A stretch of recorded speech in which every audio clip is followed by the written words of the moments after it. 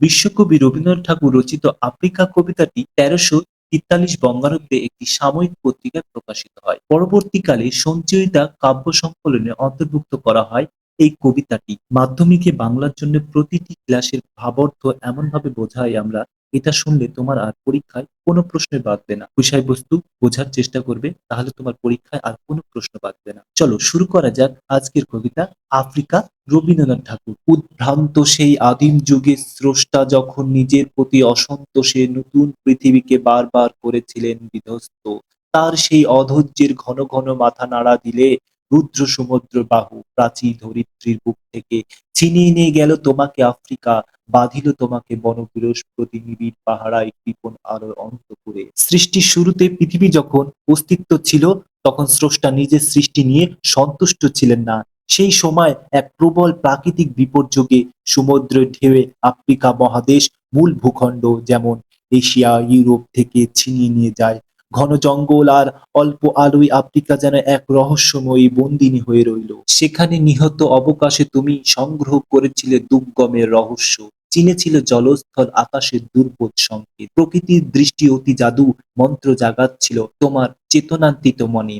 বিদ্রূপ করেছিল বিবুসাকে বিদ্রূপের ছদ্মবেশে। শঙ্কাকে চাচ্ছিলে হার মানাতে, আপনাকে উগ্র করে বিভূষিকার প্রচণ্ড মহিমার তাণ্ডবে দুন্দুভি নিন্দাতে। একা নিরালা জঙ্গলে আফ্রিকা নিজেকে চিনে নিচ্ছিল। প্রকৃতির রহস্য আর কঠিন পরিবেশ সে আপন করে নিয়েছিল। ভয়কে জয় করার জন্য সে নিজেই ভয়ঙ্কর রূপ ধারণ করেছিল, যাতে কেউ তাকে তুচ্ছ না করতে পারে। হাই ছায়া বৃত্তা কালো ঘোমটার নিচে অপরিচিত ছিল তোমার মানব রূপ। উপেক্ষার আবিল দৃষ্টিতে এলো ওরালো হাতকড়ি নিয়ে নখচাঁদের তীক্ষ্ণ তোমার নিকড়ে চেয়ে এলো মানুষ ধরার দল।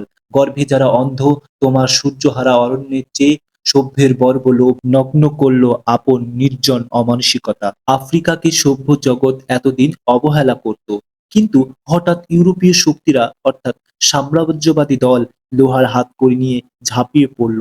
তাদের হিংস্রতা বনের নেকড়ের চেয়েও বেশি ছিল। তারা আফ্রিকার সহজ সরল মানুষকে দাসে পরিণত করলো এবং নিজেদের লোভী ও অমানসিক চরিত্র প্রকাশ করলো। তোমার ভাষাহীন কন্দনে বাষ্পকুল অরণ্য পথে পঙ্কিত হলো ধূলি তোমার রক্তের অশ্রুতে মিশে। দস্যুর পায়ে কাটামারা জুতোর তলায় বীভৎস কাদার পিণ্ড চিরচিহ্ন দিয়ে গেল তোমার অপমানিতের ইতিহাস। অত্যাচারিত আফ্রিকার কান্নায় অরণ্যের প্রতিধ্বনি হলো মানুষের রক্ত আর চোখের জলে আফ্রিকার মাটি কাদায় পরিণত হলো। দস্যুদের বুটের তলায় আফ্রিকার সম্মান ধুলোয় মিশে গেল, যা ইতিহাসের এক কলঙ্কিত অধ্যায় হয়ে রইল। সমুদ্রের পাড়ে সেই মুহূর্তে তাদের পাড়ায় পাড়ায় মন্দিরে বাজছিল পূজার ঘণ্টা। সকাল সন্ধ্যায় দয়াময় দেবতার নামে শিশুরা খেলছিল মায়ের কোলে। কবির সঙ্গীতে বেজে উঠেছিল সুন্দরের আরাধনায়। আজ যখন পশ্চিম দিগান্তে প্রশস্তকালে ঝাঁঝালো বাতাসে রুদ্ধশ্বাস, যখন গুপ্ত গহ্বর থেকে পশুরা বেরিয়ে এলো, অশুভ ধ্বনিতে ঘোষণা করল দিনের অন্তিম কাল, এসো যুগান্তর কবি। আসন্ন সন্ধ্যার শেষ রশ্মিপাতে দাঁড়াও ওই মানহারা মানবীর দ্বারে, বলো ক্ষমা করো হিংস্র প্রলাপের মধ্যে সে হোক তোমার সভ্যতার শেষ পূর্ণবাণী। যখন আফ্রিকা রক্ত ঝরছে, তখন ইউরোপের মানুষ মন্দিরে প্রার্থনা করছে আর শিশুরা খেলছে মায়ের কোলে। কি অদ্ভুত বৈপরীত্য! কবি বলেছেন, যখন চারিদিকে যুদ্ধের কালো মেঘ অর্থাৎ দ্বিতীয় বিশ্বযুদ্ধের ইঙ্গিত, তখন নতুন যুগের কবিদের উচিত আফ্রিকার মতো লাঞ্ছিত মানুষের পাশে দাঁড়ানো। হিংসা ভুলে গিয়ে ক্ষমা চাওয়াই হোক সভ্যতার শ্রেষ্ঠ বাণী। এই ছিল আজকের কবিতা আফ্রিকা। এই আফ্রিকা কবিতা থেকে মাধ্যমিকে যে প্রশ্নগুলো ইম্পর্টেন্ট আমি সেইগুলার ভিডিও করেছি, তোমরা অবশ্যই গিয়ে দেখে আসবে। এবং মাধ্যমিকের বাংলার প্রতিটি চ্যাপ্টার অনুযায়ী আমি ক্লাস করিয়েছি ও সাজেশন দিয়েছি, তার সেগুলি অবশ্যই দেখবে এবং মাধ্যমিক রিলেটেড এ টু জেড তথ্য আমাকে বলবে, আমি সেগুলি তোমাদেরকে প্রোভাইড করার চেষ্টা করব।